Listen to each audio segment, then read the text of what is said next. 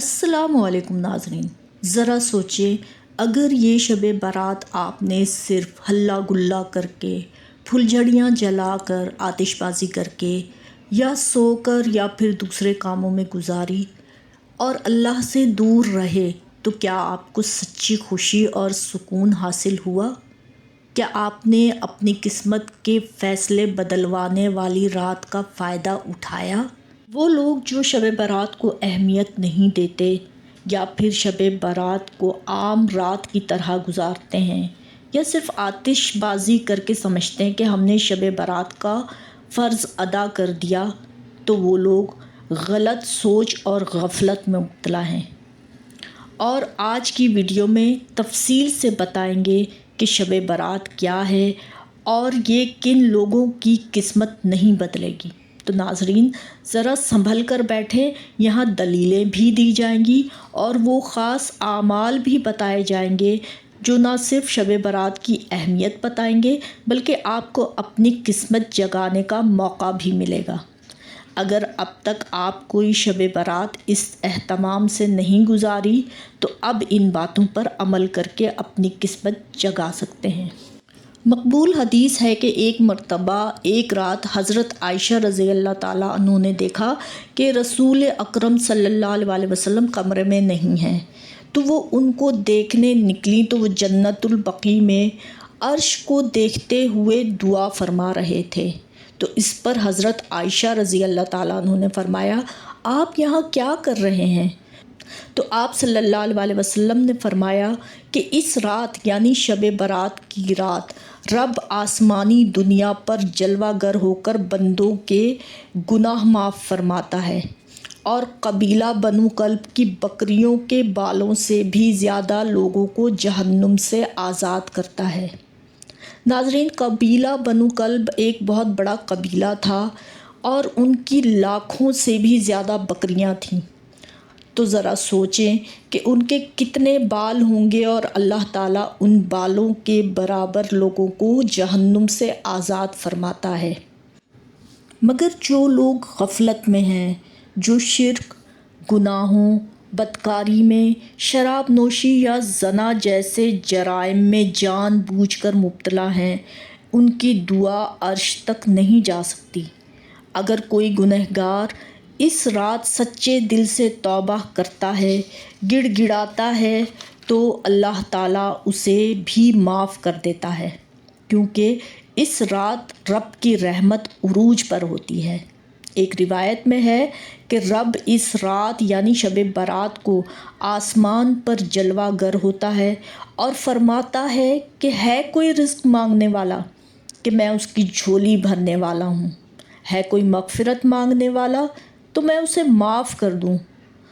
اور اس طرح غروب آفتاب سے طلوع فجر تک رب اپنے بندوں کی پکار سنتا ہے اور پھر فرشتوں کو حکم دیتا ہے کہ اس کے نصیب کو بدل دو، اور پھر وہ بندہ اپنی آنکھوں سے دیکھتا ہے کہ جو نہیں مانگا تھا وہ بھی ملا۔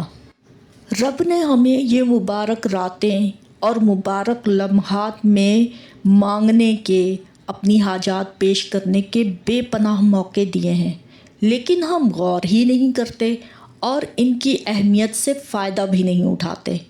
یہ چند راتیں جو نبی کی امت کو عطا کی گئیں، اس میں بیدار رہ کر خالص نیت سے مغفرت طلب کرنا اور اپنی حاجات کے لیے دعا کرنا ہی مسلمانوں کے لیے ایک سنہری موقع ہے، کیونکہ ان لمحات میں رب کی رحمت جوش پر اور جوبن پر ہوتی ہے اور قدر کرنے والے جھولیاں بھر کر جاتے ہیں۔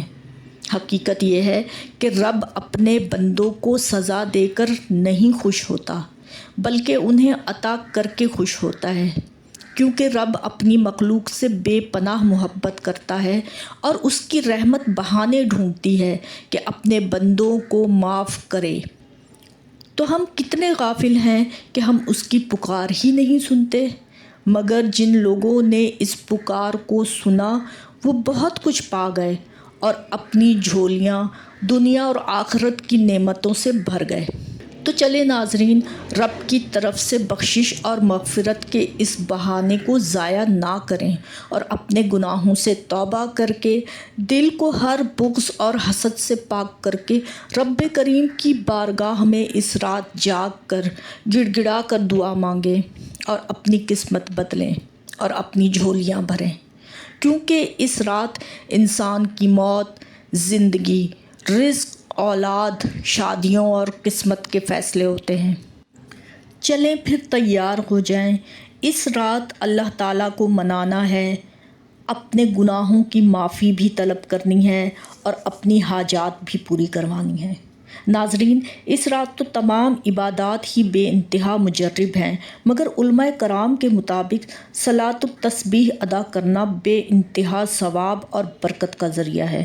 صلاۃ تسبیح وہ خاص نماز ہے جو عام دنوں میں بھی پڑھی جا سکتی ہے، لیکن اس رات ضرور ادا کرنی چاہیے، اور مختلف علماء کرام نے اس کا طریقہ تفصیل سے بیان کیا ہے۔